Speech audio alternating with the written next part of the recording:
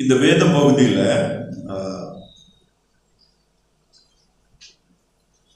அப்போஸ்தலனாகிய பவுல் தெசலோனிக்கே சபைக்கு இந்த நிருபத்தை எழுதுவதற்கான பின்னணி காரணம் என்ன என்று பார்க்கும்போது, தெசலோனிக்கேவில் இருந்த ஆரம்ப கால விசுவாசிகள் ரட்சிக்கப்பட்டு ஆரம்ப நாட்கள்ல முதலாவது ஆண்டவரை ஏற்றுக்கொண்ட எல்லாருமே உடனே ஆண்டவராய் இயேசு கிறிஸ்துவுடைய இரண்டாவது வருகை, அவர் மீண்டும் வந்து தங்களை தம்மோடு சேர்த்துக் கொள்ளுவார்கள் என்கிற அந்த விசுவாசத்தில் இருந்தார்கள். அப்போது விசுவாசத்தை ஏற்றுக்கொண்ட சிலர் மரிக்கும் போது அவங்களுக்கு சில கேள்விகளை கொடுத்தது. அப்படி என்றால் இவர்கள் ரட்சிக்கப்பட்டவர்கள், ஆண்டவரை ஏற்றுக்கொண்டவர்கள் மரிக்கிறார்களே, இவர்களுடைய நிலைமை என்ன? அப்போது இயேசுடைய வருகை எப்போது இருக்கும் என்கிற கேள்வியும் குழப்பங்களும் அந்த விசுவாசிகளிடத்தில் இருந்தது. இந்த தெசலோனிக்கே பட்டணம் மேசிடோனியா சிட்டி, அந்த மக்கதோனியா என்கிற அந்த நாட்டில் இன்றைக்கும் அந்த மேசிடோனியா என்கிற பெயர்லேயும் அந்த தேசம் இருக்கிறது. அதில் இருந்த ஒரு பிஸ்னஸ் சிட்டி, ஒரு சின்ன பட்டணம் தான் தெசலோனிக்கே. ஸோ அவங்களுக்கு இந்த கேள்வி இருந்தது. இந்த கேள்வி அவங்களை குழப்பினது.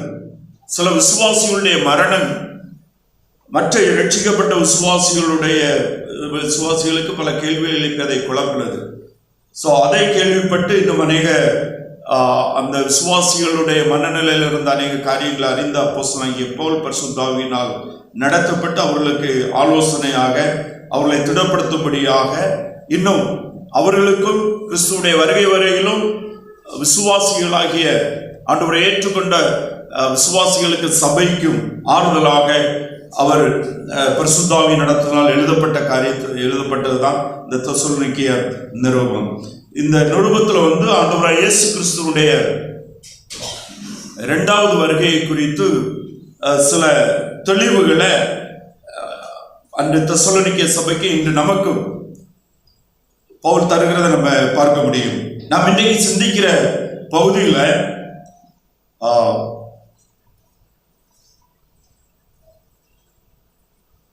நமக்கு இந்த பகுதி நமக்கு உறுதிப்படுத்துகிற காரியம் என்ன என்று பார்க்கும்போது, இன்றைக்கு நம்ம ஒவ்வொருவருக்கும் உறுதியாக சொல்லுகிற காரியம் என்ன என்று சொல்லும்போது, கர்த்தருக்குள் நாம் பாதுகாக்கப்பட்டிருக்கிறோம், ஆயத்தமாய் அவருக்காக வாழுவோம். நாம் கர்த்தருக்குள் பாதுகாக்கப்பட்டவர்களாக இருக்கிறோம்.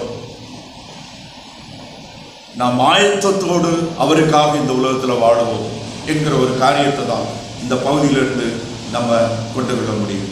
அப்படின்னா நம்முடைய காரியத்தை குறித்து, நம்முடைய ஆத்துமாவை குறித்தோ, நம்முடைய நாளைக்கு என்ன செய்வோம் என்கிற கவலையை அதுகளை குறைத்துட்டு நாம் ஆண்டவருக்காக ஆயத்தமாகி என்ன செய்ய வேண்டும், எப்படி வாழ வேண்டும் என்கிற சிந்தனை நம்மளே அதிகமாகட்டும். அதை செய்வோம்.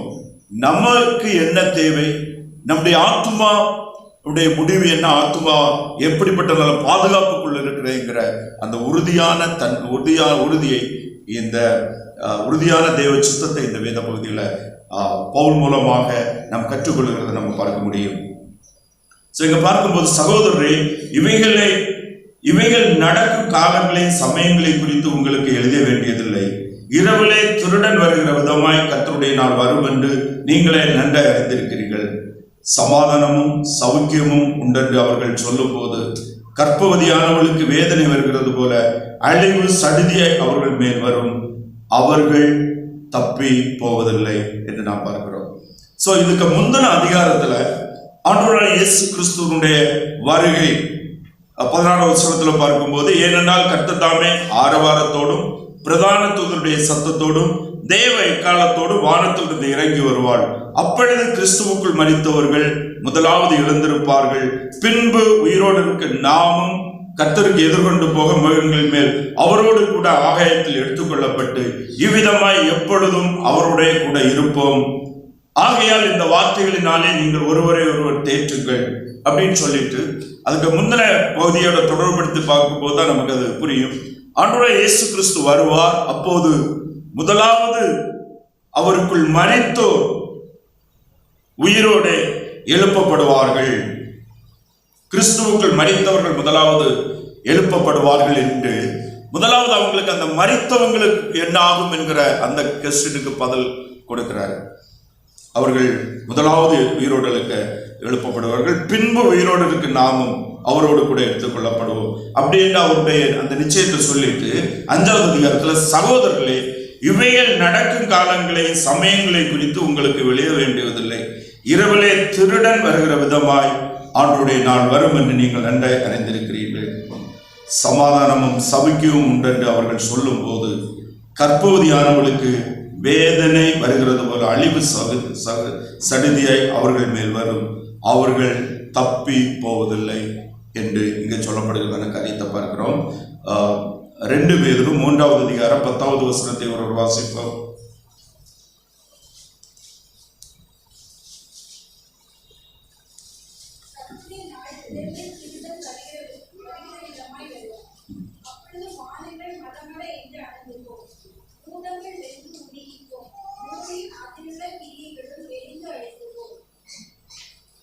கர்த்தருடைய நாள் இரவுலே திருடன் வருகிற விதமாய் கர்த்தருடைய நாள் வரும் என்று இங்கே சொல்லப்பட்டிருக்கிறது நம்ம பார்க்க முடியும். இரவுல திருடன் வருகிற விதமாய், யாருக்கு வீட்டில் எப்போது என்றைக்கு எதுவுமே சொல்ல முடியாது. திருடன் எப்போ வருவான் அப்படின்னு சொல்லிட்டு வர மாட்டான், என்னைக்கு வருவேன்னு சொல்ல மாட்டான், எத்தனை வருஷத்துக்கு ஒருக்கா வருவேன்னு சொல்ல மாட்டான், எந்த பகுதியில் தான் திருடன் வருவான் அப்படின்னு கணிக்க முடியாது. இப்படி இருக்கிறது போல ஆண்டவராகிய இயேசு கிறிஸ்துவனுடைய 2வது வருகையும் நாம் நம்முடைய அறிவுக்குட்பட்டு நாட் பிரிடிக்டபிள். அது இன்றைக்கு வருவாருண்டோ, இன்றைக்கு இப்போது வருவாருண்டோ யாரும் நம்ம என்ன சொல்ல முடியாது, சொல்லக்கூடாது. ஆனால் அவர் என்ன செய்வார்? வருவார், மீண்டும் வருவார், நிச்சயமாக அவர் வருவார். ஆண்டவராகிய இயேசு கிறிஸ்து நம்முடைய பாவங்களுக்காக கல்வாரி சிலுவையில் அடக்கம் பண்ணப்பட்டு, மரித்து அடக்கம் பண்ணப்பட்டு, உயிரோடு எழும்பி 40 நாட்கள் சீஷர்களோடும் தன்னை ஏற்றுக்கொண்டவர்களோடும் நடந்து அவர்களிடத்தில் அநேக காரியங்களை பேசி 50வது நாள் பரத்துக்கு எடுத்து சொல்லப்படும் போது, மகிமைப்பட்டவராக பரத்துக்கு எடுத்து சொல்லப்படும் போது, கலிலேய கடலோரத்திலே அவரை பின்பற்றினவர்கள் கூடி நின்று வானத்தை அண்டார்ந்து பார்த்து கொண்டு நிற்கும் போது, வானத்திலிருந்து ஒரு தூதன் அவர்களுக்கு சொன்ன வார்த்தை, கலிலேயராகிய மனிதர்களே, நீங்கள் எவ்வளவு நேரம் வானத்தையே பார்த்து கொண்டிருப்பீர்கள்? எப்படி அவர் எடுத்துக்கொள்ளப்பட்டாரோ அப்படி அவர் மறுபடியுமாக வருவார் என்று மிக தெளிவாக தேவதூதன் மூலமாக அவர்களுக்கு சொல்லப்பட்டது. இங்கே நாம் பார்க்கும்போது அந்த காரியத்தை தான் ஆண்டவராகிய இயேசு கிறிஸ்து மீண்டும் அவர் எப்படி எடுத்துக்கொள்ளப்பட்டாரோ அப்படியே மீண்டும் வருவார். ஆண்டவராகிய இயேசு கிறிஸ்துவினுடைய பிறப்பு, மாம்ச பிறப்பு நாம் செலிப்ரேட் பண்ணுகிறோம். செலிப்ரேட் பண்ணுகிறது மிகவும் நமக்கு பிரியமானது. ஏனென்றால் நாம் பார்க்கக்கூடிய ஒருவர் ஆராதனைக்குரியவர் என்றால் அது ஆண்டவராகிய இயேசு கிறிஸ்து மாத்திரமே. நாம் ஆராதிக்கிற ஆவியான தேவன் நாம் பார்க்கக்கூடாதவர், பார்க்க முடியாதவர். இன்றைக்கு கிறிஸ்துவும் மகிமைப்பட்டவராக அவர் காணப்படுகிறார். பாவம் இல்லாதவர், பரிசுத்த தேவகுமாரன், பாவ மாம்ச சாயல்ல இந்த உலகத்தில் வெளிப்பட்டு இந்த உலகத்தில் வாழ்ந்த நாட்கள் அவரை கண்டவர்கள் தேவனை காண்கிறார்கள் என்று கண்டார்கள் என்று வேதம் அப்படி தெளிவாக சொல்லுகிறது. அவருடைய பிறப்பு மிகப்பெரிய நம்பிக்கையை நமக்கு தருகிறது. அவருடைய சிலுவை மரணம் மிகப்பெரிய நம்பிக்கையை தருகிறது. அவருடைய உயிர்த்தெழுதல் எல்லாவற்றுக்கும் மேலான உறுதியான நிச்சயத்தை நம் விசுவாசிகளாகி நம் ஒவ்வொருவருக்கும் தருகிறது. என்னவென்றால் நாமும் ஒரு நாள் நம்மையும் ஒரு நாள் அவர் எழுப்புவார். அந்த நிச்சயத்தன்மையை அவருடைய உயிர்த்தெழுதல் நமக்கு தருகிறது. அது எப்போது என்று மட்டும்தான் நமக்கு தெரிகிறது. அது எப்போது என்று நாம் தெரிய வேண்டிய அவசியமில்லை. அது எப்போது என்பதை நாம் தெரிவது இந்த கிருபை நாட்களிலே சபை மக்கள் எப்போது என்று கணிப்பதோ தெரிவதோ தெரிய வேண்டும் என்பதோ தேவையற்றது என்பதை இந்த வேதத்தில் பார்க்க முடியும். அவர் வருவார், அவர் திருடன் வருவார் விதமாய் வருவார். யாருடைய வீட்டிலேயாவது திருடன் வந்திருக்காங்களா?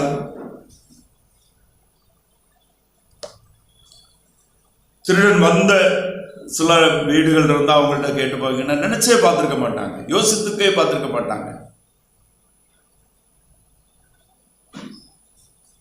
அந்த நேரத்தில் திருடன் வந்திருப்போம். ஸோ அவ்விதமாக தான் ஆண்டவராகிய இயேசு கிறிஸ்து வருவார் என்று நாம் பார்க்கிறோம். நாம் எப்படி இருக்க வேண்டும், என்ன செய்ய வேண்டும், இதுதான் நம்முடைய கேள்வி. நாம் எப்படி இருக்க வேண்டும், என்ன செய்ய வேண்டும் என்பதுதான் கேள்வி. 3வது வசனத்துல சமாதானமும் சௌக்கியமும் உண்டென்று அவர்கள் சொல்லும் போது கர்ப்பவதியானவர்களுக்கு வேதனை வருகிறது போல அழிவும் சடிதியாய் அவர்கள் மேல் வரும், அவர்கள் தப்பி போவதில்லை. இந்த இடத்துல ஒரு இன்சிடென்ஸ், ஒரு காரியம் இப்படி நிகழும். இந்த இடத்துல சமாதானமும் சௌக்கியமும் உண்டென்று அவர்கள் சொல்லும் போது, இந்த இடத்துல அவர்கள் என்று 3வது வசனத்துல 3 வார்த்தை 3 இடத்துல வருது. சமாதானமும் சௌக்கியம் உண்டென்று அவர்கள் சொல்லும் போது, அடுத்து கர்ப்பவதியானவர்களுக்கு வேதனை வரும் என்று வருகிறது போல அழிவு சடிதியா வரும் என்று அவர்கள் மேல் சடிதி அவர்கள் மேல் வரும், அவர்கள் தப்பி போவதில்லை. அவர்கள் சொல்லும் போது அழிவு அவர்கள் மேல் வரும், அவர்கள் தப்பி போவதில்லை. யார்? எவர்களை அது குறிக்கிறது? கிறிஸ்துவை சொந்த ரட்சகராக ஏற்று கிறிஸ்துவிலே உண்டாகிற கிறிஸ்துவிலே தேவன் தருகிற பாவ மன்னிப்பை குறித்தும் கிறிஸ்துவிலே விசுவாசமாய் இருக்கிறவர்களுடைய ஆத்மாவுக்கு தேவன் தருகிற நம்பிக்கையிலும் நம்பிக்கை வைக்காமல், அவரை ஏற்றுக்கொள்ளாமல், அவரை அறியாமல், சுய ஞானத்தினால சுய பலத்தை சார்ந்து உலக தலைவர்கள், உலக மனிதர்கள் சமாதானமும் சௌக்கியம் உண்டென்று சொல்லுவார்கள். இதை நீங்க பார்த்தீங்கன்னு சொன்னா பொலிட்டிக்கல் லீடர்ஸ் உடைய, உலக தலைவர்களுடைய பேச்சு என்னவா இருக்கு தெரியுமா? போர் இல்லாத உலகம், பட்டினி இல்லாத உலகம்,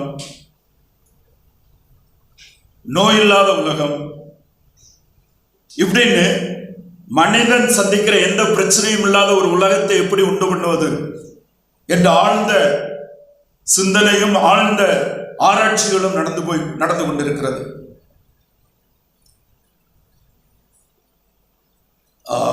அதான் இதுக்கு முன்னால இப்ப நீங்க பாத்தீங்கன்னா இப்போ ஒரு சில வருடங்களாக பல கண்ட்ரிஸ் யுத்தங்கள் அது இதுன்னு நடந்துட்டு, சில வருடங்களுக்கு முன்பாக பார்த்தீங்கன்னு சொன்னா இந்த பேச்சு ரொம்ப அதிகமாக இருந்தது. அணு ஆயுதங்கள் எல்லாம் அழிக்கப்பட வேண்டும், ஆயுதங்கள் உண்டு பண்ணுகிறத நடத்த வேண்டும், யுத்தங்கள் இனி இந்த உலகத்திற்கு தேவையில்லை, எல்லா மக்களும் சந்தோஷமாய் சமாதானமாய் இருப்பதற்கான சூழ்நிலைகளை உருவாக்க வேண்டும் என்று தலைவர்கள் கூடி பேசிக் கொண்டிருந்ததை நம்ம பார்க்க முடியும். இன்னைக்கு அதை பேசுகிறாங்க, ஆனாலும் யுத்தம் நடக்குது, இன்னும் நடக்கும் என்று சொல்லப்பட்டு கொண்டிருக்கிறது. இது கிறிஸ்துவை தேவனை விட்டு உலக தலைவர்கள் அவர்கள் சமாதானமும் சௌக்கியம்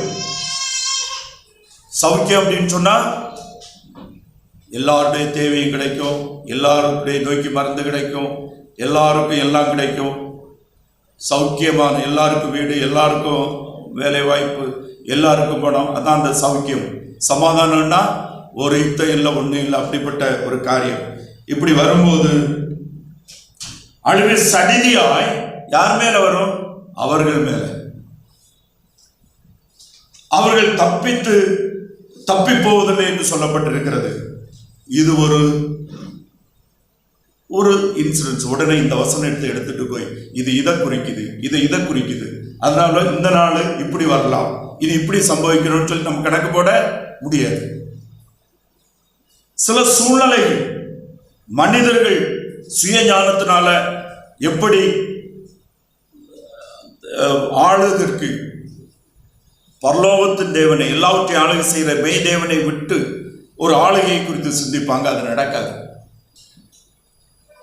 நாம் எல்லாவற்றையும் படைத்து ஆளுகை செய்கிற ஒரே பரிசுத்த மெய் தேவனுடைய ஆளுகையை விசுவாசித்து, அவரை நம்பி, அவரை விசுவாசித்து, கிறிஸ்துவிலே விசுவாசமாக இருக்கிற நாம் பாதுகாப்பாக இருக்கிறோம். உயிரோடு இருந்தாலும் பாதுகாப்பா இருக்கிறோம், மரித்தவர்களா இருந்தாலும் நம்பிக்கையுடையவர்களாக இருக்கிறோம், நம்பிக்கையுடையவர்களாக இருக்கிறார்கள். நாமும் மரித்தாலும் நம்பிக்கையோடு மரிக்கிறோம். அவர் வரும்போது நாம் உயிரோடு எழுப்பப்படுவோம். அவர் எப்போது வருவார் என்பது யாருமே கணிக்க முடியாது, கணிக்கக்கூடாது. திருடன் வருகிற விதமாய் வருவார் என்பதை குறித்து நம்ம பார்க்க முடியும். 4 to 6 வரை உள்ள வசனங்களை ஒரு வாசிப்போம்.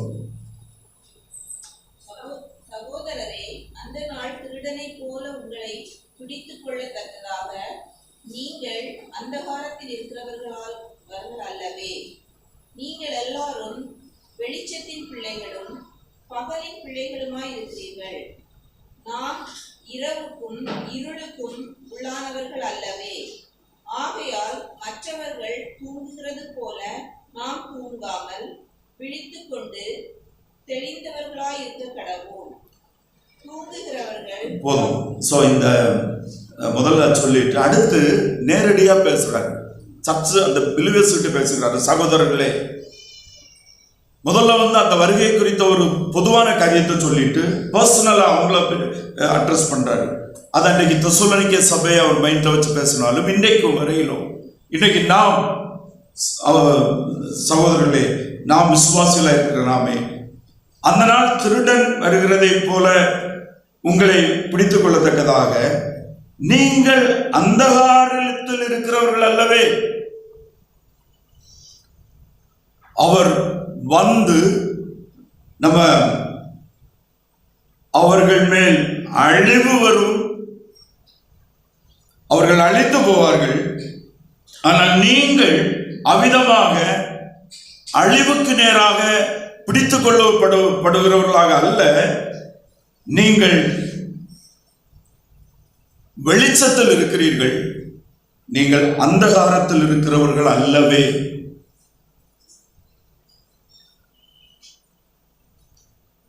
அன்னைக்கு அந்த தெசலோனிக்கே விசுவாசிகள் சிலர் மரிக்கும் போது அவங்களுக்கு பயம் வந்து, மரணம் நமக்கு மரணம் வந்துட்டா என்ன ஆகும், நம்முடைய ஆத்மாவுக்கு என்ன நடக்கும்? அவங்கள்ட்ட சொல்லுகிறாரு, நீங்கள் அந்தகாரத்திலிருந்து ஆச்சரியமான ஒளியிடத்திற்கு சேர்க்கப்பட்டவர்கள். உங்களுக்கு அந்த பயம் இருக்க வேண்டிய அவசியம் இல்லை. நீங்கள் கிறிஸ்துவிடத்தில் சேர்க்கப்பட்டவர்கள். அதாவது 5வது வசனத்தில் நீங்கள் எல்லாரும் வெளிச்சத்தின் பிள்ளைகளும் பகலும் பிள்ளைகளுமாய் இருக்கிறீர்கள். நாம் இரவுக்கும் இருளுக்கும் உள்ளவர்கள் அல்லவே. இந்த இடத்துல இரவும் இருளும் நித்திய ஆக்கினை, பாவத்தின் சம்பளமாகிய மரணத்துக்கு உட்பட்ட அந்தகாரத்துக்கு உட்பட்டவர்களாக இருக்கிறவர்கள், ரட்சிக்கப்படாதவர்களுடைய பயப்பட வேண்டியது வருகையில ரட்சிக்கப்படாதவர்கள், கிறிஸ்துவை அறியாதவர்கள். நீங்கள் ஆண்டவரை அறிந்தவர்கள் எதுக்கு பயப்படுறீங்க? நீங்க வெளிச்சத்துக்குரியவர்கள், அந்தகாரத்திலிருந்து விடுதலையாக்கப்பட்டுட்டீங்க. நீங்கள் வெளிச்சத்தின் பிள்ளைகளும் பகலும் பிள்ளைகளுமாய் இருக்கிறீர்கள். நீங்கள் பரலோகத்தின் தேவனுடைய பிள்ளைகளாய் இருக்கிறீர்கள். நீங்கள் நம்பிக்கைக்கு உரியவர்கள். கிறிஸ்து இயேசுவுல உங்களுக்கு ஒரு மீட்பின் நிச்சயம் கொடுக்கப்பட்டிருக்கிறது. எபேசியர் 5:8 ஒரு வாசிப்போம்.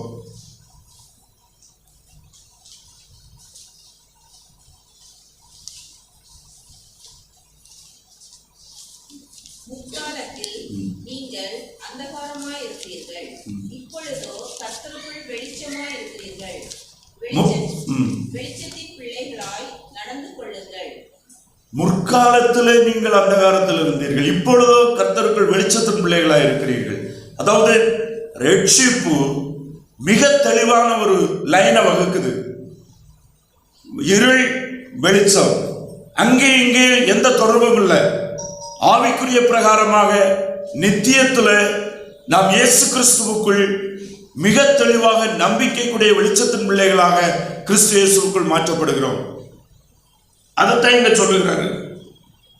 ஆண்டவராய் இயேசு கிறிஸ்துவிலே விசுவாசமாய் இருக்கிறவர்கள் மரணத்தை குறித்து அஞ்ச வேண்டிய அவசியம் இல்லை. மரணம் வரும், ஆண்டுடைய வருகை எப்போ வேணாலும் இருக்கலாம். திருடன் வர விதமாக இருக்கலாம், தாமதிக்கலாம். அது அடுத்த நிமிஷம் இருக்கலாம், அடுத்த நாள் இருக்கலாம், அடுத்த வருஷம் இருக்கலாம், 10 வருஷம் கழித்து இருக்கலாம், 100 வருஷம் கழித்து இருக்கலாம். அது தேவனுடைய that is in the sovereign God's hand. ஏக சக்கராதிபதியாகிய தேவனுடைய கரத்தில் இருக்கிறது. அவர் வருவார் என்பதையும் சில காரியங்கள் நடக்கும் என்பதை குறித்தும் தீர்க்க தரிசனங்களிலும் அப்போஸ்தலர் மூலமாக சொல்லப்பட்டிருந்தாலும் அவைகளை வைத்து நாம் காலங்களை குறிக்காதபடி அவைகளை வைத்து நாம் ஆயத்தமாக இருந்து நாம் உண்மையுள்ளவர்களாக இருந்து கர்த்தருக்கென்று செயல்படுகிற பரிசுத்த வாழ்க்கையும் அவருடைய காரியங்களிலும் ஈடுபட வேண்டும் என்பதுதான் தேவனுடைய சித்தமாக இருக்கிறது. அதான் அந்த நீங்கள் எல்லாரும் வெளிச்சத்தின் பிள்ளைகளும் பகலும் பிள்ளைகளுமாய் இருக்கிறீர்கள். நாம் இரவுக்கும் இருளுக்கும் உள்ளானவர்கள் அல்லவே. நாம் இருளுக்கும் இரவுக்கும் இருளுக்கும் உள்ளானவர்கள் அல்லவே. அந்தகாரத்திலிருந்து ஆச்சரியமான ஒளி நடந்திருக்கு. நித்திய அழிவிலிருந்து நித்திய ஜீவனுக்கு.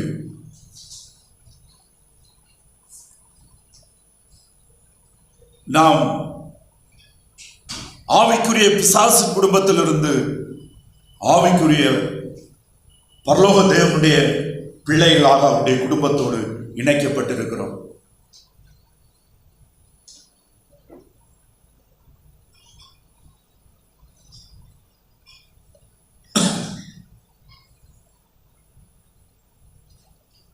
கடந்த 2 நாளுக்கு முன்பாக பல புயல்கள், ஒவ்வொரு நாளும் ஒவ்வொரு பேரில் ஒவ்வொரு புயல் வந்துட்டு இருந்தது. ஒரு நாள் ஆந்திராவிலேருந்து வந்துட்டு இருந்தது, ஒரு நாள் சென்னையிலேருந்து வந்துட்டு இருந்தது, ஒரு நாள் இங்கேருந்து வந்துட்டு இருந்தது. விஞ்ஞானிகளுக்கு பெயர் வச்சுட்டே இருந்தாங்க. ஆனால் இந்த புயலே வராத உயரமான மேடானில் இருக்கிறவங்க அந்த புயல் எச்சரிக்கைகளை குறித்து பயப்பட வேண்டிய அவசியம் உண்டா? கிடையாது. அதே போல கிறிஸ்து இயேசுக்குட்பட்டவர்களாக இருக்கிற நாம், மனம் திரும்பி பாவ மன்னிப்புக்கென்று இயேசு கிறிஸ்துவை ஏற்றுக்கொண்ட நாம், விசுவாசிகளாக இருக்கிற நாம், எதற்கு அவருடைய வருகையிலும் அவருடைய வருகையில ஆண்டவரை அறியாதவர்களுக்கு நடக்கிற அவிசுவாசிகளாக நடக்கிறவர்களுக்கு கொடுக்கிற எச்சரிக்கை குறித்து நாம் ஏன் கவலைப்பட வேண்டும்? நாம் அவருக்குள்ளால் பாதுகாப்போடு நம்பிக்கையோடு இருக்கிறோம் என்கிற அந்த தைரியம் உடையவர்களாக நாம் இருக்கிற வேண்டும். அது 6வது வசனத்துல, ஆகையால் மற்றவர்கள் தூங்குகிறது போல நாம் தூங்காமல் விழித்து கொண்டு தெளிந்தவர்களாய் இருக்க கடவோம். மற்றவர்களைப் போல, உலக மனிதர்களைப் போல, ஆண்டவரை அறியாதவர்களைப் போல அவர்கள் தூங்குகிறது போல நாம் தூங்காமல் விழித்துக் கொண்டு தெளிந்தவர்களாய் இருக்க வேண்டும். நாம் நம்முடைய ஆவிக்குரிய நம்பிக்கையை குறித்து, கிறிஸ்து இயேசுவிலே தேவன் தந்திருக்கிற நிச்சயங்களை குறித்து தைரியமாய் தெளிவாய் இருக்க வேண்டும். அந்த கிறிஸ்துவுக்காக வாழுகிறவர்களாக இருக்க வேண்டும். நாம் தூங்காமல் ஆக்டிவாக அந்த சுவிசேஷத்திற்காக, அந்த கிறிஸ்துவை அறிவிப்பதற்காக நாம் ஆயத்தமாய் இருக்க வேண்டும்.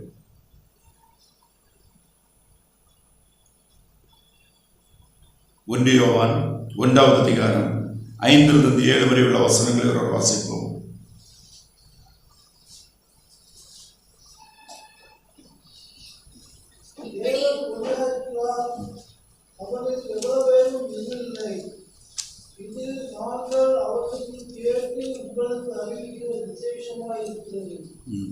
நாம் அவரோடு ஐக்கியப்பட்டவர்களுக்கு சொல்லியும் இருளிலே நடக்கிறவர்களாய் இருந்தால் சத்தியத்தின்படி நடாமல் போய் சொல்லுகிறவர்களாய் இருப்போம். அவர் ஒளியில் இருக்கிறது போல நாமும் ஒளியிலே நடந்தால் ஒருவரோடொருவர் ஐக்கியப்பட்டிருப்போம். அவருடைய குமாரனாகிய இயேசு கிறிஸ்துவின் ரத்தம் சகல பாவங்களை நீக்கி நம்மை சுத்திகரிக்கும். நமக்கு பாவம் இல்லை என்போமானால் நம்மை நாமே வஞ்சிக்கிறவர்களாய் இருப்போம். சத்தியம் நமக்குள் இராது. போதும். இங்க நம்ம பார்க்கும்போது இங்கே யோவான் மிக தெளிவாக சொல்லுகிறாரு, தேவன் ஒளியா இருக்கிறார், அவ்விடத்தில் எவ்வளவேனும் இருள் இல்லை. அவரோடு சேர்க்கப்பட்ட நமக்கும் நம்மிடத்திலும் இருள் இல்லை. நம்முடைய இருள் பாவத்தின் தண்டனை நம்மை விட்டு மாற்றப்பட்டது. மாம்சத்துல பலவீனம் இருக்கிறது, இருள் இருக்கிறது. நம்முடைய ஆத்துமா முற்றிலுமாக கழுவி பரிசுத்தமாக்கப்பட்டு வெளிச்சத்துக்குட்பட்ட நம்பிக்கையோடு பாதுகாக்கப்படுகிறது.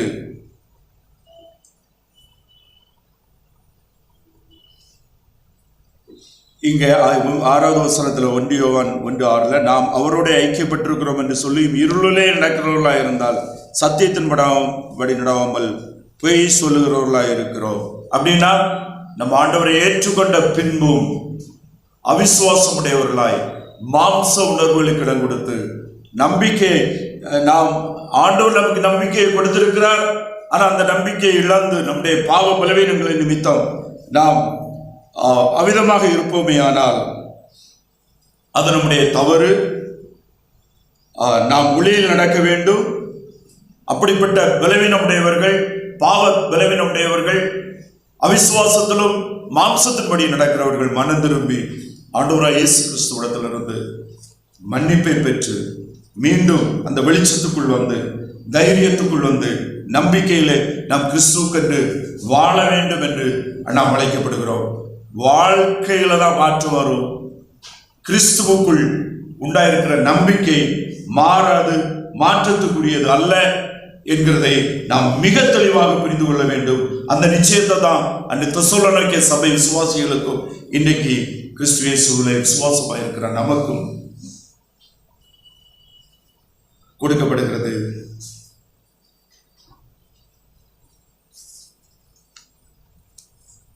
இங்கே நாம் பார்க்கும்போது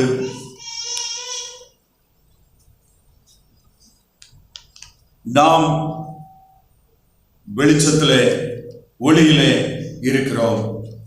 ஆனபடினால நாம் எந்த விதமான பயமும் நமக்கு இருக்க வேண்டிய அவசியம் இல்லை. ஆனால் நாம் விழித்து கொண்டு தெளிந்த புத்தி உள்ளவர்களாக இருக்க கடவோம்.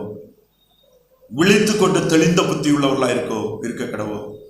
எச்சரிப்போடு ஞானமுடையவர்களாக நாம் யார், கிறிஸ்துவிலே நமக்கு உண்டாயிருக்கிற நம்பிக்கை என்ன என்ற தெளிந்த புரிந்து கொள்ளுதலோடு நாம் ஆண்டவருக்கென்று கீழ்ப்படிந்து கர்த்தருக்கென்று வாழ வேண்டும் என்பது என்னுடைய சித்தமாக இருக்கிறது. 7, 8 ஆகிய வசனங்களை ஒருவர் வாசிப்போம்.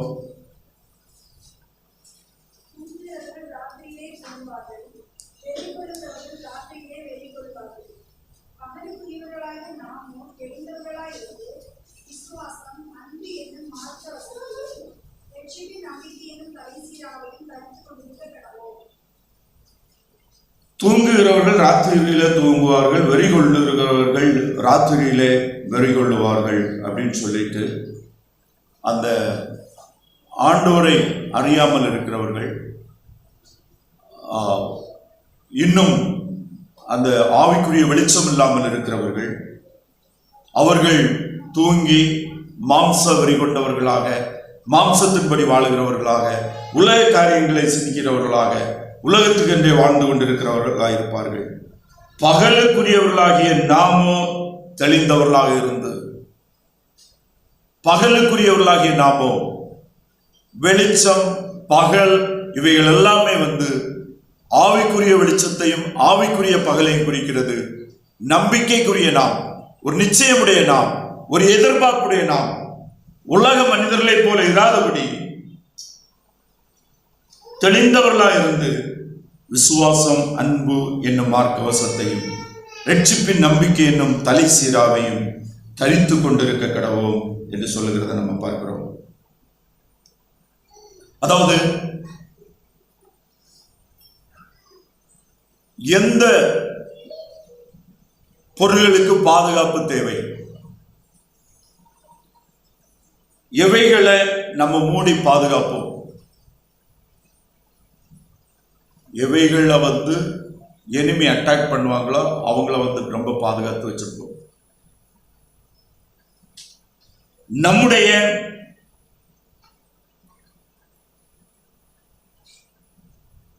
இருதயம், ஆத்துமா, ஆவி ஆத்துமா பாதுகாக்கப்பட வேண்டும். நம்முடைய மனம், நம்முடைய ஆவி ஆத்துமா பாதுகாப்புடையதாக இருக்க வேண்டும். அதனால நமக்கு ஆவிக்குரிய மார்க்கவசம் நமக்கு தேவை. ஒரு யுத்த வீரன் யுத்தத்துக்கு போறான்னா மார்பு, தலை இவைகளெல்லாம் பாதுகாப்புக்கான கவசங்களை போட்டிருப்பாங்க. ஏன்னா அது இருதயம் இருக்கிற இடம். தலை அடிபட்டா மிகுந்த சென்சிட்டிவ் ஆர்கன்ஸ் இருக்கிற இடம். கைகால் முறிஞ்சு போனாலும் என்ன செய்திடலாம், ஹாஸ்பிட்டலில் போய் அவர் கீறி ஒரு கம்பியை போட்டு தந்துடுவார். இருதயம் நொறுங்கி போனா, தலை உடைஞ்சு போனா, மூளை காயப்பட்டு போனா முடியாது. அதனால தான் நம்ம எல்லாருமே ஹெல்மெட் போட்டுட்டு வண்டி ஓட்டணும்னு சொல்லிட்டு அரசாங்கம் நமக்கு சட்டத்தை ஏற்றி இருக்கிறது. ஆவிக்குரிய பிரகாரமாக விரோதிகளால் உடைக்கப்படுகிற இடம், தவறான வார்த்தைகள், தவறான உபதேசங்கள், வேதத்துக்கு புறம்பான ஆலோசனைகள் மனதையும் இருதயம் காயப்படுத்தி உடைக்கும். ஆனா அப்படின்னால அவைகள் பாதுகாக்கப்பட வேண்டும், கவசம் போட்டு பாதுகாக்கப்பட வேண்டும். ஆவிக்குரிய நம்முடைய ஆவி ஆத்மாவை பாதுகாக்கிற கவசம் என்ன? விசுவாசம், அன்பு என்னும் மார்க்கவசத்தையும், ரட்சிப்பின் நம்பிக்கை என்னும் தலை சீராவையும் தரித்து கொண்டவர்களாய் இருக்க கடவோம் என்று சொல்கிறத நம்ம பார்க்க முடியும். எபேசியர் 6வது அதிகாரம் 13-17 வசனம் வரையிலும் இந்த ஆவிக்குரிய பாதுகாப்பின் ஆயுதங்களை குறித்து எபேசியர் ரொம்ப தெளிவா சொல்றாங்க அப்போஸ்தலனாகிய பவுல். ஆனா இந்த தெசலோனிக்கே நிருபத்துல 8-9 வசனங்களையும் அவைகளில் சிலவற்றை எடுத்து குறிப்பிடுவதை நம்ம பார்க்க முடியும். அதுல விசுவாசம், அன்பு என்னும் மார்க்கவசத்தையும், எபேசியர் 6வது அதிகாரம் 14வது வசனத்தை ஒரு வாசிப்போம்.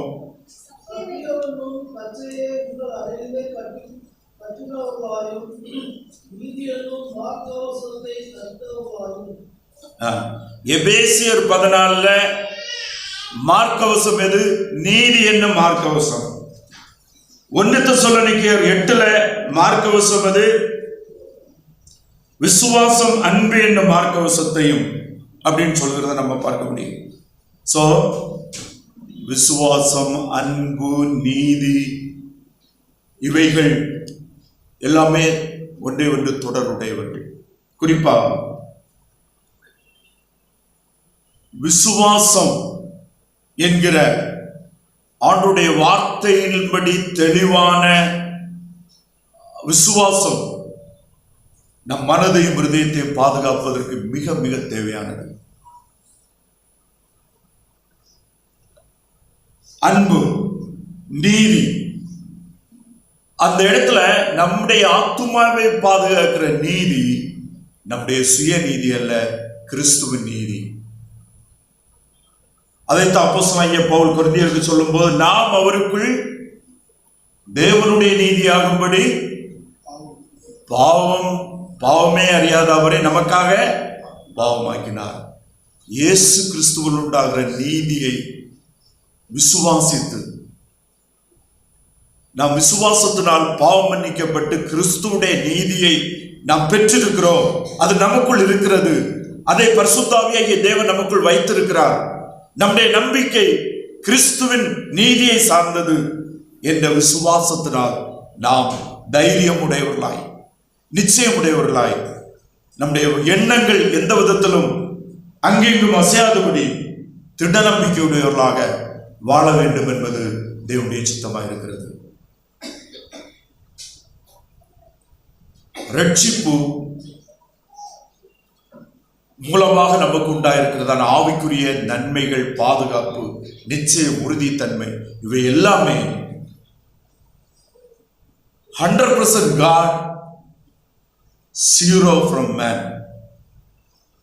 முழுவதும் தேவனால் கொடுக்கப்பட்ட ஈவு, நம்மால் உண்டானதல்ல தேவனுடைய ஈவு என்று ரோமர்ல சொல்லப்பட்டிருக்கிறது. அந்த விசுவாசத்தை தான் நம்ம மிக தைரியமாக நாம் நமக்குள் உடையவர்களாக இருக்க வேண்டும். ஒரு மிஷனரி விதமாக சுவிசேஷ அறிவிதை பற்றி ஒரு சிம்பிளா சொன்னாரு.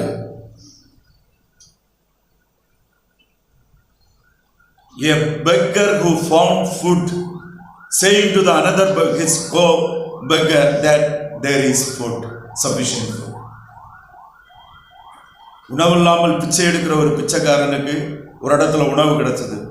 அவன் அதை வாங்கிட்டு மற்றொரு பெக்கர்கிட்ட சொல்றான், எனக்கு உணவு கிடைச்சப்பா, உனக்கு அங்கே உணவு இலவசமாக இருக்கு அப்படின்னு சொல்றான். So we receive freely, so it's available, you can also receive freely அப்படின்னு மற்றவங்களுக்கு சொல்றாரு. அதான் ரட்சிப்பு.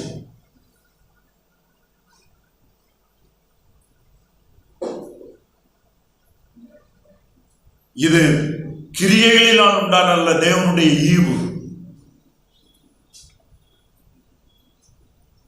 நீங்க பாத்தீங்கன்னு சொன்னா உலகத்துல இலவசத்திற்கும் மானியத்திற்கும் மக்கள் வரிசையா நிற்கிறாங்க. மனுஷன் கொடுக்கிறதுக்கு, தேவனால் கொடுக்கக்கூடிய இலவச ஈவுக்கு அதை உணர்வடை, அதை விசுவாசிக்க அந்த மாம்சம் விடாம இருக்குது.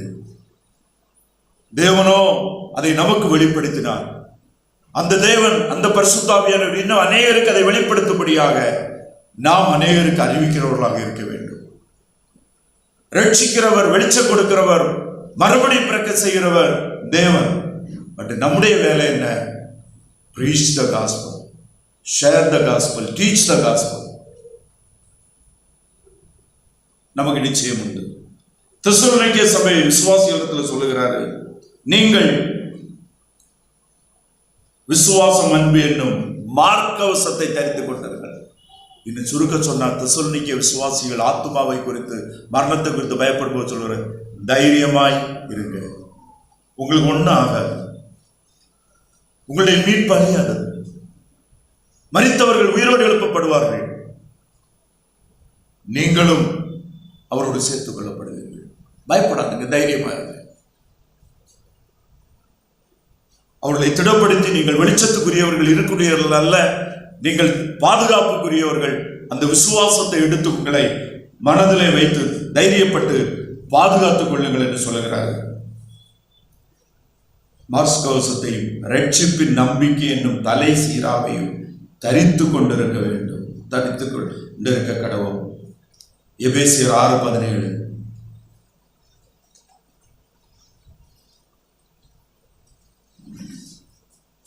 ரட்சண்யம் என்னும் தலை சீராவையும் தேவ வசனமாகிய ஆவின் பட்டயத்தையும் எடுத்துக் கொள்ளுங்கள். அங்கே ரட்சண்யம், ரட்சிப்பு என்னும் தலை சீரா, அதே இதுதான் ரட்சிப்பின் நம்பிக்கை என்னும் தலை சீராவையும். தெசலோனிக்கே சொல்லும்போது அதை கொஞ்சம் கூட தெளிவா சொல்றாரு. ரட்சிப்பின் நம்பிக்கை என்னும் தலை சீராவையும். ரட்சிப்பிற்கு பரிசுத்த கிரியைகளை சார்ந்திருக்கிறவர்கள், ரட்சிப்பிற்கு சில நபர்களை சார்ந்திருக்கிறவர்கள், சில ஆவிக்குரிய தலைவர்களை, சபைகளை சார்ந்திருக்கிற இடத்துல பேச சொல்றார். ரட்சிப்பின் நம்பிக்கைங்கிற அந்த சுவிசேஷத்தையும் அதுல இருக்கிற நிச்சயத்தையும் பேச ஆரம்பிக்கும் போதே நம்மளை விட்டு ஓடிடுவாங்க. இவன் ஒரு பொல்லாத பாவி, இனி இவன்கிட்ட பேசலாம் முடியாது அப்படின்னு சொல்லிட்டு. ஆனா வேதம் மிக தெளிவாக, நாம் நம்பிக்கையுடையவர்களாக, தைரியமுடையவர்களாக, ரட்சிப்பின் நிச்சயத்தை அறிக்கையிடுவர்களாக இருக்க வேண்டும் என்று வேதம் நமக்கு மிக தெளிவாக கற்றுத்தருகிறது. ரட்சிப்பின் நம்பிக்கை என்னும் தலை சீராவையும் தரித்து கொண்டிருக்க கடவுள். எப்போதும் நம்முடைய மனம், இருதயமும் நம்ம இந்த உலகத்தை விட்டு பிரிவதும், அவரோடு இணைவதும், பரலோகத்தோடு சேர்க்கப்படுவதும், கிறிஸ்துவோடு சேர்க்கப்படுவதும் இம்மினன்ட், உடனே நடக்கக்கூடிய செயல் என்பதை நம்ம உணர்ந்து கொள்ள வேண்டும்.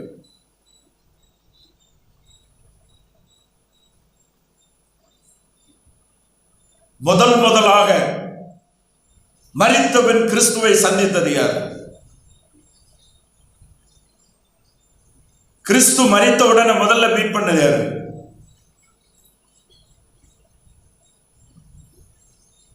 யாரு? பக்கத்துல இருந்த கள்ளன்.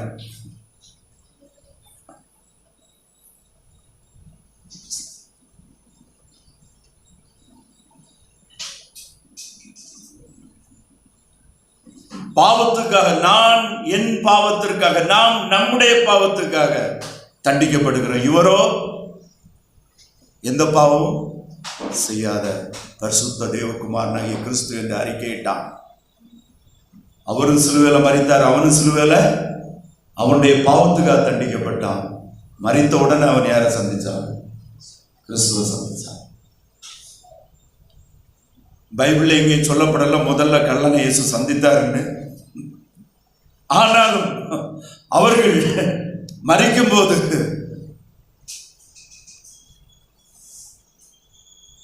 அவரோடு அவன் இருந்ததையும், அவன் அந்த சிலுவை மரத்தில் இருந்து அவரை இரட்சகராக ஆண்டவராக அறிக்கையிட்டு ஏற்றுக்கொண்டதையும் பார்க்கும்போது, பரிசேயர்களோ வேதபாரர்களோ நாங்கள் நீதிமான்கள், நல்லவர்கள், தேவனுடைய பணி செய்கிறவர்கள் என்று சொன்னவர்கள் அல்ல. கொடிய சிலுவை மரணத்திற்கு நான் பாத்திரன், தகுதியுடைய, பாவம் செய்த பாவி, பொல்லாதவன், கொடிய பாவி.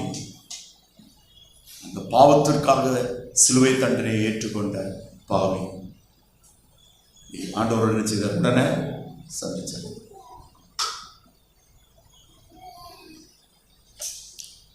ரட்சிப்பின் நம்பிக்கை என்னும் தலை சீராவை இங்கே நாம் சொல்லப்படுகிற அந்த நம்முடைய விசுவாசத்தினுடைய திடன் நம்பிக்கையை குறித்த வேத வசனங்கள் நம்மை, நம்முடைய இருதயத்தையும் ஆத்துமாவையும் கிறிஸ்து இயேசுவை பற்றி விசுவாசத்தினால் மாத்திரம் ஒரே ஏக சக்கராதிபதியாகிய திரியேக தேவனுடைய ஈவாகிய மீட்பின் மேல் நம்பிக்கையை வைத்து அவருக்குள் இருக்கிற அந்த வெளிச்சம் என்கிற ஒளி என்கிற, நீங்கள் அந்தகாரத்தில் இருக்கிறவர்கள் அல்லவே, நீங்கள் வெளிச்சத்தின் பிள்ளைகளாக இருக்கிறீர்களே என்கிற அந்த தெய்வீக பிரிவினை, தேவன் பார்க்கிற இருள், தேவன் பார்க்கிற வெளிச்சம், அது கிறிஸ்துவுக்குள் பாதுகாக்கப்படுகிறவர்கள், கிறிஸ்துவுக்குள்ளானவர்கள், வெளிச்சத்துக்குள்ளானவர்கள் ஆனபடியினால நம்மை தேவன் தம்முடைய வல்லமையினால் பாதுகாக்கிறார் என்கிற நிச்சயத்தோடு நம்முடைய ஆத்துமா, நம்முடைய ஆவி, நம்முடைய மனம் ஆண்டவரை சார்ந்து திட நம்பிக்கையோடு, தைரியத்தோடு, விசுவாசத்தோடு இருக்க வேண்டும்.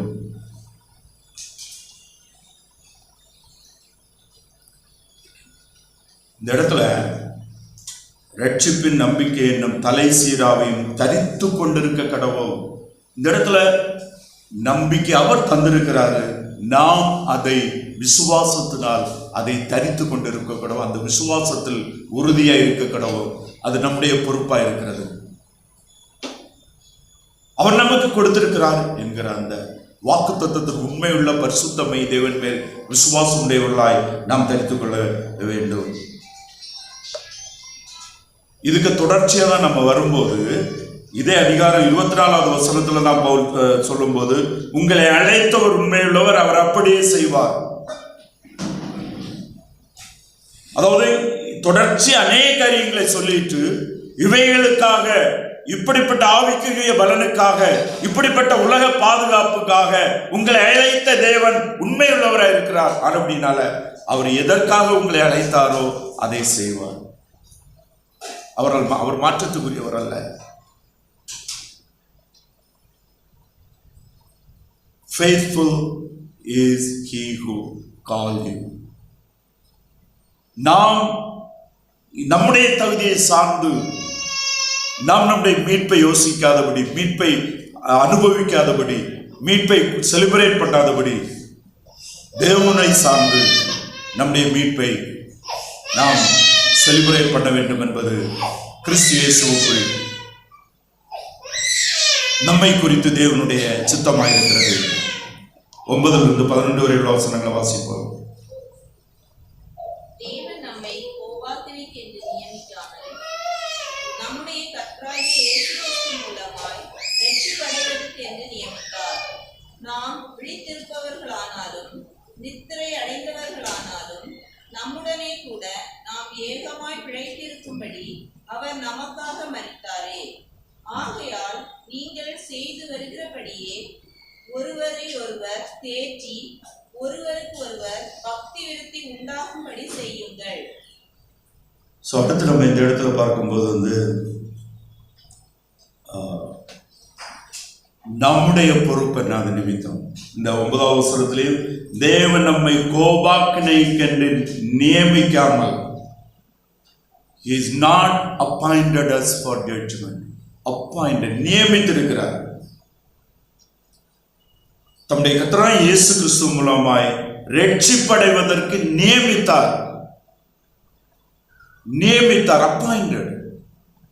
இயேசு கிறிஸ்து மூலமாக நாம் ரட்சிக்கப்படும்படி, நாம் மீட்கப்பட்டு அவரோடு கூட இருக்கும்படி அவர் நம்மை நியமித்திருக்கிறார். தேவன் நம்மை கோபாக்கினைக்கென்று நியமிக்கவில்லை. கோபாக்கினை நம்மை விட்டு எடுத்து விட்டார். ரோமர் 5வது அதிகாரம் 9வது வசனத்தை வாசிப்போம். ரோமர் 5:9. இப்படி நாம் அவருடைய இரத்தத்தினாலே நீதிமான்கள் ஆக்கப்பட்டிருக்க, கோபாக்கினைக்கு நீங்களாக அவராலே நாம் ரட்சிக்கப்படுவது அதிக நிச்சயமாமே. அங்கே கோபாக்கினைக்கு நீங்களாக ரட்சிக்கப்படுவது அதிக நிச்சயமாமே. யோவான் எழுதின சுவிசேஷம் 3வது அதிகாரம் 36வது வசனம்.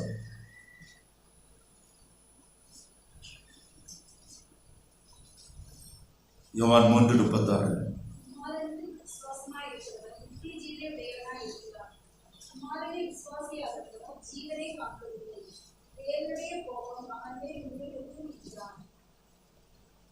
குமாரனிடத்தில் விசுவாசமாய் இருக்கிற நித்திய ஜீவனை உடையவனாய் இருக்கிறான். விசுவாசமாய் இராதவன் நிச்சய ஜீவனை காண்பதில்லை. தேவனுடைய கோபம் அவன் மேல் நிலை நிற்கும். இங்கே நாம் பார்க்கிற இருள், கோபாக்கினை, இவைகளெல்லாம் மீட்பிற்கு வெளியில, கிறிஸ்துவுக்கு வெளியில இருக்கிறவர்களுக்கு இருக்கிற ஆவிக்குரிய நிலைப்பாடு. கிறிஸ்துவுக்குள் இருக்கிற நமக்கு இருக்கிற ஆவிக்குரிய நிலைப்பாடு, நாம் ஒளியில் இருக்கிறோம், வெளிச்சத்தில் இருக்கிறோம், கிறிஸ்துவுக்குள் இருக்கிறோம், ஆக்கினை தீர்ப்புட்டு நீங்கி இருக்கிறோம், நம்பிக்கையுடையவர்களாக இருக்கிறோம். நாம் ஆக்கினை தீர்ப்பு அடைவதில்லை. இயேசு கிறிஸ்துவ மூலமாய் ரட்சிப்படைவதற்கு நம்மை நியமித்திருக்கிறார். இயேசு கிறிஸ்துவ மூலமாக நித்திய மீட்பிற்கென்று நம்மை நியமித்திருக்கிறார். தேவன் அவருடைய மகிமைக்கென்று, அவருடைய நாமத்திற்கு புகழ்ச்சிக்கென்று இதை செய்திருக்கிறார். For his glory.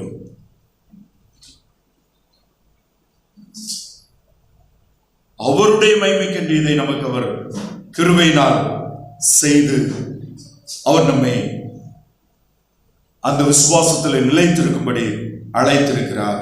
ஆனபடினாலே நாம் விழித்திருப்பவர்களானாலும் நித்திரை அடைந்தவர்களானாலும்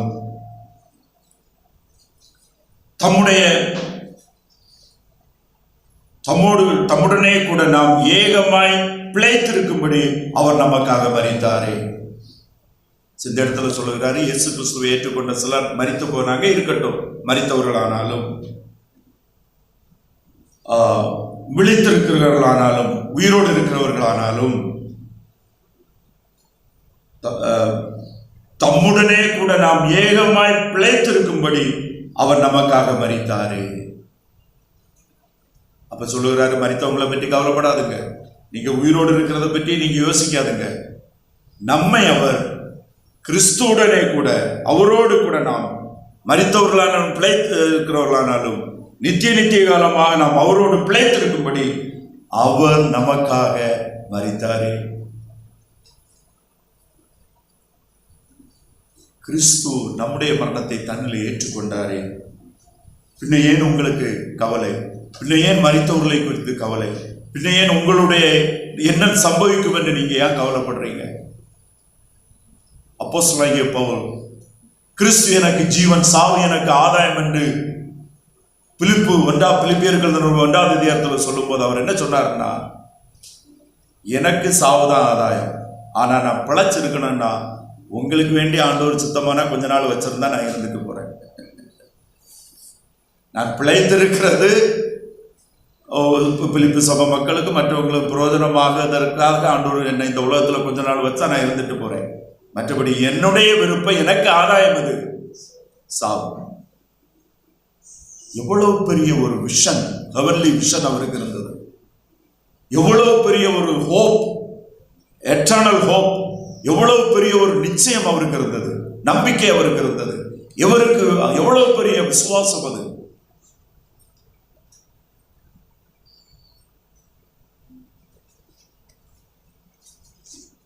பிலிப்பியர் நிருபத்தை வாசிக்கும் போது 1வது அதிகாரம் 2வது அதிகாரத்துல கிறிஸ்து அப்போஸ்தலனாகிய பவுல் தன்னோக்கி கிறிஸ்துவில் இருந்த நம்பிக்கை கிறிஸ்து எவ்விதமாக நமக்கு இருக்கிறார் என்பதை குறித்து நாம் வாசிக்கும் போது எவ்வளவு பெரிய ஒரு ஆவிக்குரிய வெளிச்சத்தை, நம்பிக்கை அதிலிருந்து நாம் பெற்றுக்கொள்ள முடியும் என்பதற்கு அளவில்லாத இருக்கிறது. அப்படி மிக உன்னதமான பாக்கியமாக இருக்கிறத நம்ம பார்க்க முடியும். இப்படி உள்ள தைரியமும் நிச்சயமும் உறுதிப்பாடு நமக்கு இருக்கிற அப்படின்னால நீங்க தைரியமா இருங்க.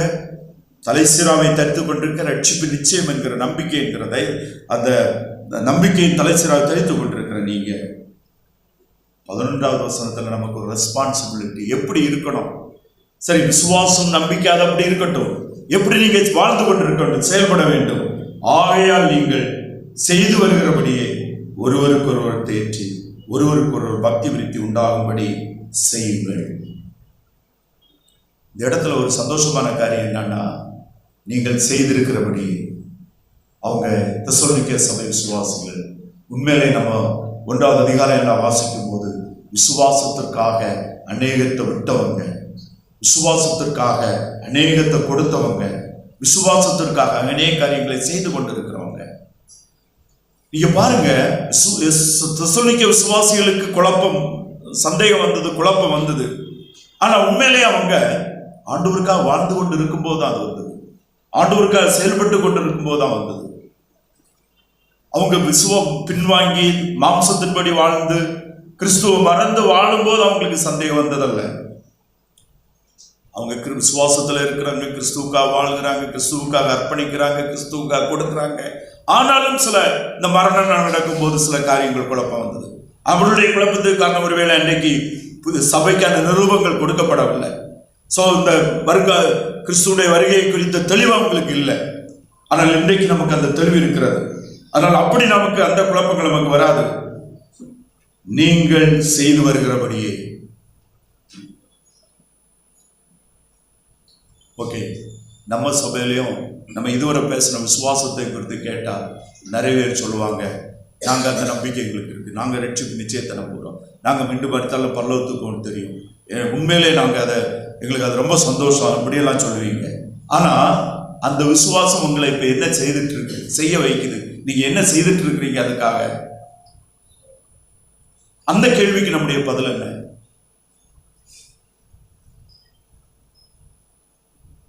நம்ம ஆண்டவரை ஏற்றுக்கொண்டிருக்கிறோம், நமக்கு பாவம் மன்னிக்கப்பட்டதை நம்புகிறோம், நம்ம மரித்த பரலோகத்துக்கு நம்புகிறோம், நம்ம வெளிச்சத்தின் பிள்ளைகள் நம்புகிறோம், இங்கே சொல்லப்பட்ட எல்லா காரியங்களையும் நம்புகிறோம், நம்ம தெளிந்த புத்தியோடு எல்லாம் சரி.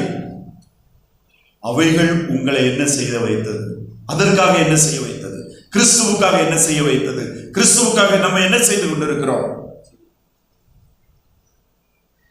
நாம் என்ன செய்ய வேண்டும்?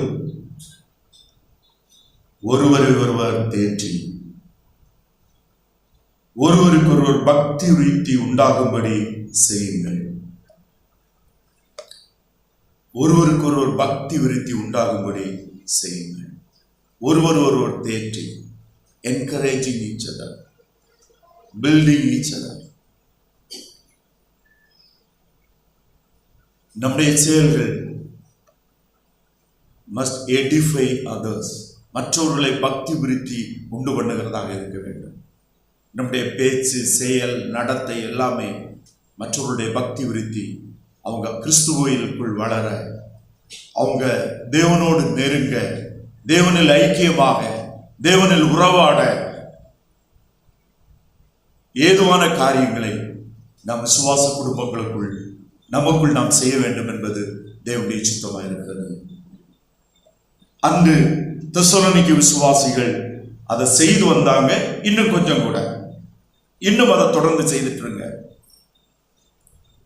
இன்னும் ஒருவருக்கு ஒருவர் தேற்றி ஒருவருக்கு ஒருவர் பக்தி விருத்தி உண்டாகிற காரியங்களை நீங்கள் பாருங்கள்.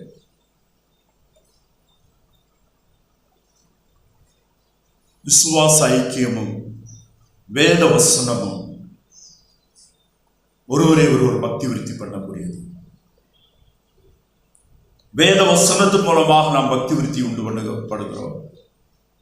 பிலீவர்ஸ் பர்சனல் ஃபெலோஷிப், தனிப்பட்ட முறையில் சந்தித்து உற்சாகப்படுத்துகிறதுனால ஒருவருக்கு ஒருவர் பக்தி விருத்தி உண்டாகிறது.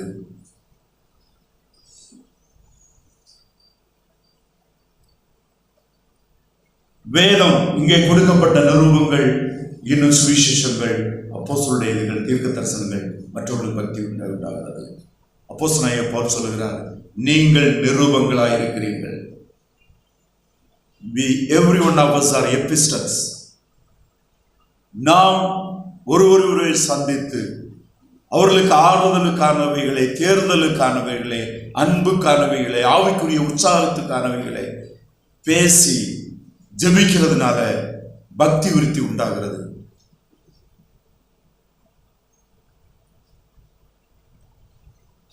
கிறிஸ்தவ விசுவாச வாழ்க்கை என்கிறது ஞாயிற்றுக்கிழமை சபை ஆராதனையோட முடிந்து போகிற காரியம் அல்ல. சர்ச் என்பது ஞாயிற்றுக்கிழமை மட்டுமல்ல.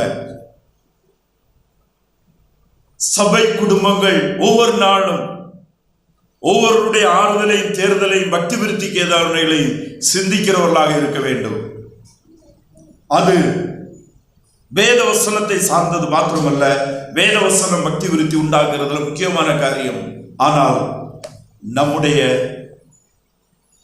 சந்தித்தல், பேசுதல், ஆறுதல் படுத்துதல், ஒருவருக்கொருவர் நாம் நம்பிக்கைக்குரியவர்களாக இருந்து ஒருவருக்கொருவர் நாம் பிரயோஜனமுடையவர்கள் என்ற உணர்வுடையவர்கள் என்பதை சபை விசுவாச குடும்பங்கள் புரிகிறவர்களாக இருந்து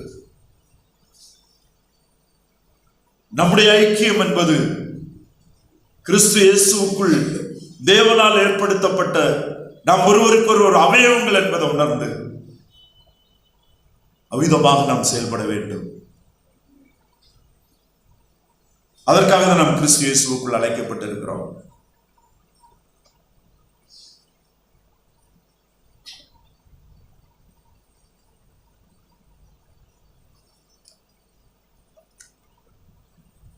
சபை விசுவாச குடும்பங்களுடைய ஐக்கியம் செயல்பாடு என்பது தேவனால் ஒவ்வொரு நாளும் எதிர்பார்க்கக்கூடிய நம்முடைய ஐக்கியங்கள், செயல்பாடுகள் தேவனால் எதிர்பார்க்கப்பட்டு கொண்டிருக்கிறது.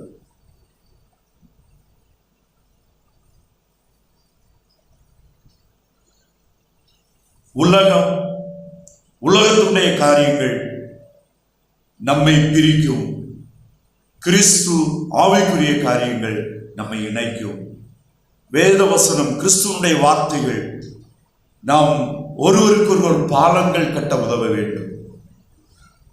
ஒருவருக்கொருவர் ஐக்கியத்தை, அன்பை, உறவுகளை கட்ட உதவ வேண்டும்.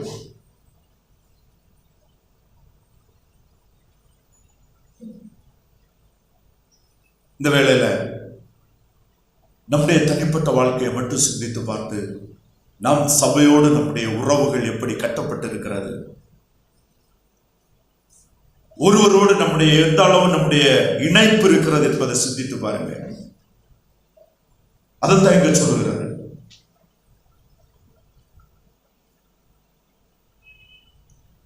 நீங்கள் செய்து வருகிறபடியே ஒருவரை ஒருவர் தேற்றி. தெசலோனிக்கே சபை விசுவாச குடும்பங்கள் அதை செய்துட்டு தான் இருந்தாங்க. இன்னும் தொடர்ந்து செய்து ஒருவருக்கு ஒருவர் பக்தி விருத்தி உண்டாகும்படி செய்யுங்கள்.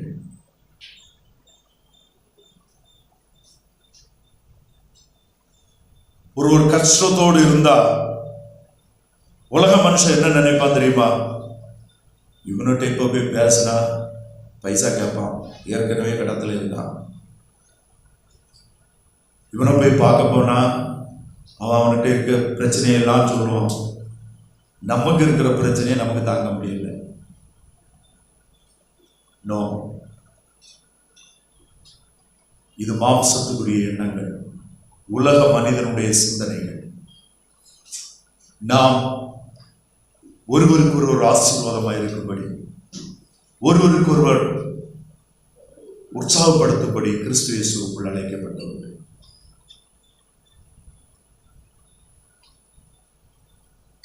நாம் ஒருவருக்கு ஒருவர்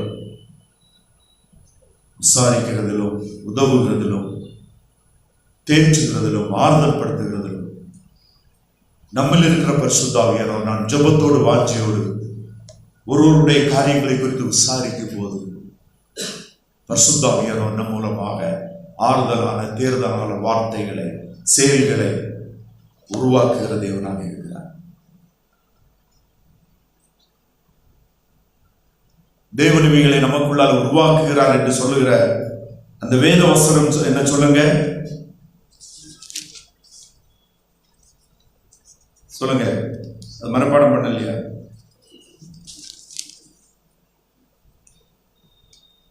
பிலிப்பியர் 2வது அதிகாரம் சொல்லுங்க,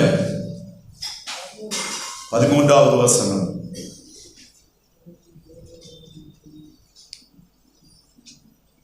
ஏனெனில் தேவனே தம்முடைய தயவுள்ள சித்தத்தின்படி விருப்பத்தையும் செய்கைகளையும் உங்களில் உண்டு பண்ணுகிறவராயிருக்கிறார். இதற்கு நம்ம ஒப்பு கொடுத்து வாஞ்சித்து நாம் ஆண்டவருடைய காரியங்களில் ஈடுபடுவதற்கு, மற்றவருடைய பக்தி விருத்தி உண்டாகுவதற்கு, மற்றவர்கள் தேற்றப்படுவதற்கு நாம் நம்மை வாஞ்சியோடு ஒப்பு கொடுக்கும் போது பரிசுத்த ஆவியாகிய தேவன்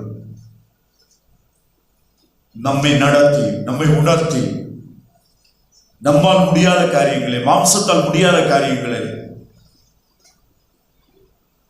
விசுவாச குடும்பங்களே, ஆண்டவருக்காக செய்கிறதுல, ஆண்டவருக்காக செயல்படுறதுல don't limit your mind with your abilities.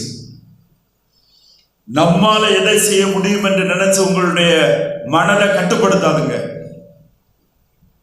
நம்மால எதை செய்ய முடியாதோ அதை தேவன் நம்மை கொண்டு செய்வாரு. தேவனே என்னை கொண்டு, என் மூலமாக நான் அநேகருக்கு ஆசீர்வாதமாக இருக்கும்படியாக செயல்படும் சொல்லும் போது நீங்க ஆண்டவருக்காக அநேகருக்கு செயல்பட முடியும். பொருளாதாரத்தில் செயல்பட முடியும். அன்புனால, ஆர்வத்தினால, ஆறுதல் வார்த்தைகளினால, தேற்றுறதுனால நாம் செயல்பட முடியும்.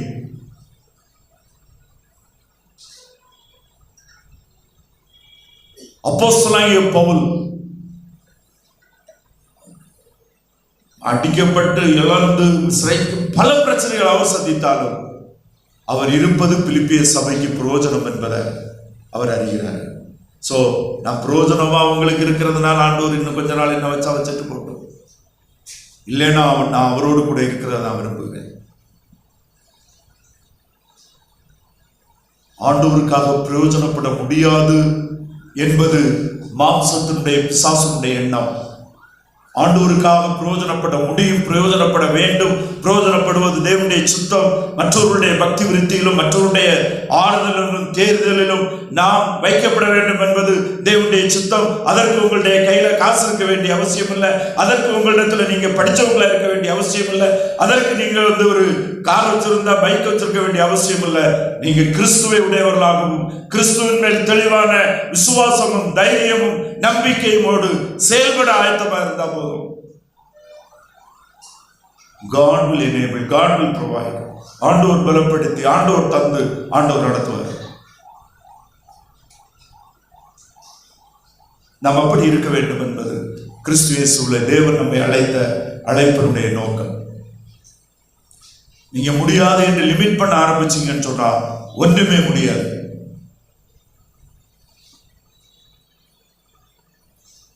முடியும் என்று செயல்பட ஆரம்பிச்சீங்கன்னா பெரிய காரியத்தை செய்ய முடியும். திரும்பி பார்த்தீங்கன்னா ஆண்டவர் என்ன கொண்டு இதெல்லாம் எப்படி செய்ய வச்சாரு. அற்புதமாக ஆச்சரியமாக வாழக்கூடிய, சந்தோஷப்பட, மகிழ்ச்சியினால பூரிப்பான ஒரு வாழ்க்கையை நமக்கு தருவார். நாம் அல்ல, நம்ம இன்ஸ்ட்ருமெண்ட் தான், நம்ம ஒரு கருவிகள் தான். தேவன் நம்மை கொண்டு செயலாற்றுவார். அப்படி செயல்பட வேண்டும் என்பதுதான் கிறிஸ்து இயேசுவுக்கு தேவன் நம்மை அழைத்த அழைப்பினுடைய நோக்கம். நாம் வெளிச்சத்தின் பிள்ளைகள், நாம் நம்பிக்கைக்குரியவர்கள், நாம் ஆத்மாவை குறித்த நிச்சயம் கிறிஸ்து இயேசுவிலே நமக்கு உண்டாயிருக்கிறது. இந்த நம்பிக்கையோடு வாழ்வோம்.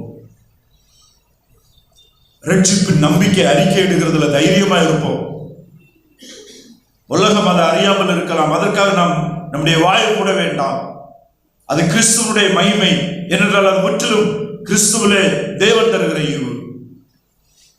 அது உலக மனுஷனுடைய மைண்ட்ல போகட்டா, அவங்க பரிகாசப்பட்டா பரிகாசிக்கட்டும். நாம் இயேசு கிறிஸ்துடைய சுவிசேஷத்தையும் அதிலே சுவிசேஷத்தால் வருகிற தேவனுடைய ஆசீர்வாதங்களையும் குறித்து உறுதியாய் பேசுவோம். மாத்திரமல்ல, எல்லாவற்றுக்கும் மேலாக